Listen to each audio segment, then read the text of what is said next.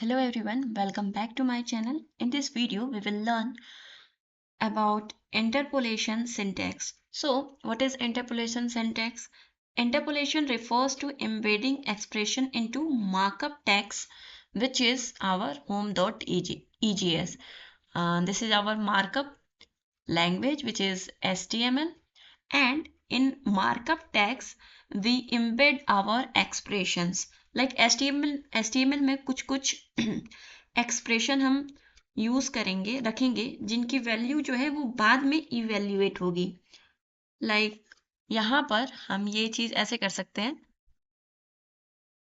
जैसे this is a name. तो यहाँ पर हम एक नेम की जगह वेरिएबल नेम देंगे जिसकी वैल्यू रन टाइम पे डिसाइडेड होगी. तो EGS के अंदर कोड में हम जावास्क्रिप्ट कोड एम्बेड कर सकते हैं. तो उसके लिए सिंटेक्स हमारे पास होता है.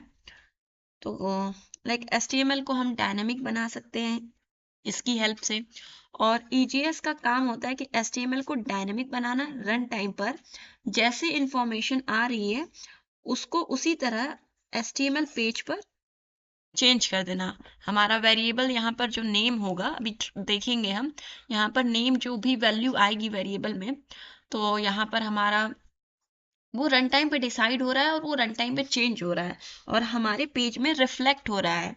यानी कि हमारे पेज में चेंजेस दिखाई देगा कि पहले नेम कोडर था, फिर हमारा कोडिंग हो गया, फिर अमेजॉन हो गया, मतलब कुछ भी, मतलब वो रन टाइम पे डिसाइड हो रहा है कि नेम वेरिएबल में वैल्यू क्या आ रही है.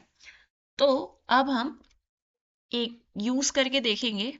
यहाँ पर EGS का टैग होता है, जिससे कि यहाँ पे मैं लिख देती हूँ, EGS का टैग होता है जिसकी हेल्प से हम लोग HTML को डायनामिक बनाते हैं, HTML को डायनामिक बना सकते हैं.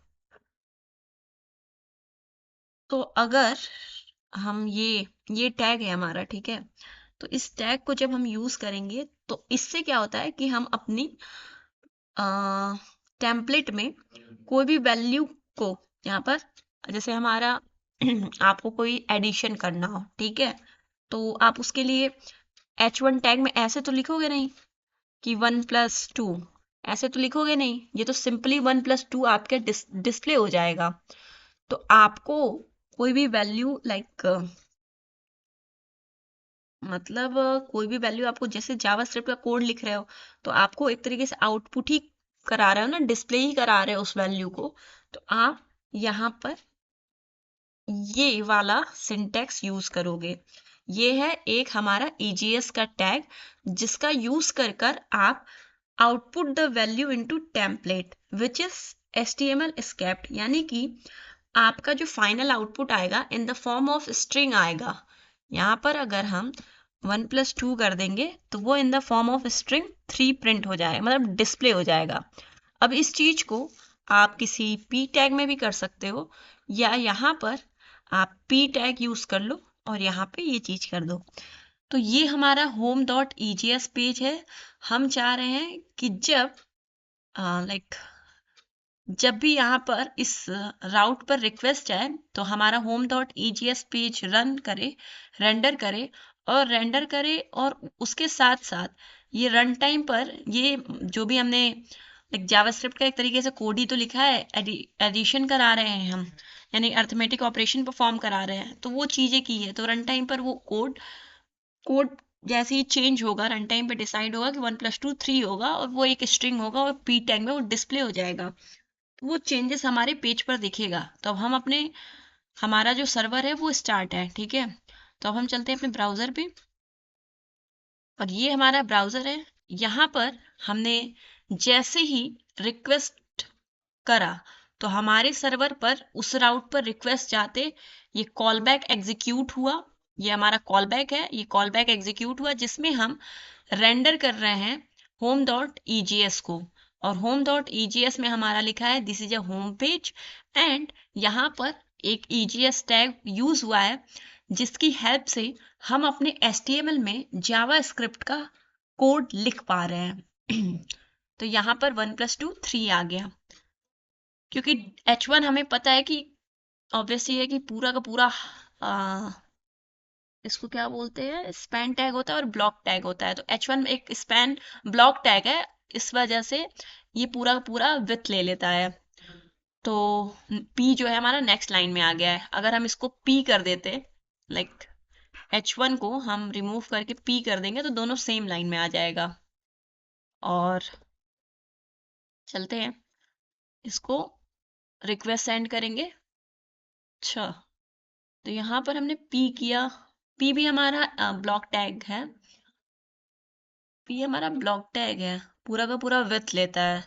तो हम सिंपल सा स्पैन टैग बना देते हैं ना। जैसे ही हमने स्पैन टैग बनाया तो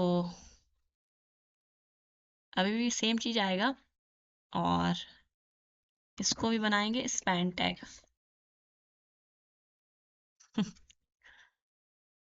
तो ये हमारा सेम लाइन में बस करना था, तो हमने कर लिया है। इससे हमें डिव अगर यूज करते तो हमें पता ही है कि डिव पूरा का पूरा एक तरीके से ब्लॉक टैग है और पूरा का पूरा हाइट और विड्थ ले लेता है। तो ये हमारा हो गया कि ईजीएस को आप कैसे यूज करते हैं और जावास्क्रिप्ट का कोड इम्बेड कैसे करते हैं। एक और एग्जांपल देख लेते हैं। लाइक आपने पी में कोई नाम लिखा, लाइक कोडर लिखा। अब आप चाह रहे हो कि ये कोडर जो है वो आपको अपर केस में दिखे। तो आप इसके लिए आपको डिस्प्ले करना है आउटपुट, तो आप सिंपली लिखो coder dot to sorry to upper case. अब क्या होगा कि आपके पी टैग में कोडर जो है वो स्मॉल लेटर में लिखा हुआ है, वो अपर लेटर में हो जाएगा, अपर केस में हो जाएगा। तो हम एक बार रिक्वेस्ट सेंड करते हैं, और रेफरेंस एरर क्या आ रहा है? अच्छा अच्छा, ठीक है। तो हमने यहाँ पर to dot upper case use किया है, और भाई टू अपर केस जो है एक स्ट्रिंग वैल्यू पे अप्लाई होता है, तो हम कोडर को एक स्ट्रिंग में ऐड कर देंगे, और इसको हम, तो इस तरीके से हम अपने HTML में जावास्क्रिप्ट का कोड लिख सकते हैं, एम्बेड कर सकते हैं, और उस तरीके से हम अपना एक डिफरेंट लेआउट भी बना सकते हैं। तो अभी जब हम यहाँ पर रेंडर कर रहे हैं तो उसके साथ साथ हम कोई वैल्यू भी सेंड कर सकते हैं जो कि यहाँ पे डिस्प्ले होकर आएगी। तो ये तरीका होता है कि ये तरीका होता है कि हम किस तरीके से HTML में जावास्क्रिप्ट लिखते हैं। नेक्स्ट वीडियो में हम बात करेंगे कि बैकएंड के अंदर जब डेटाबेस से डेटा आता है तो उसे हम EGS में पार्स कैसे करते हैं। ठीक है।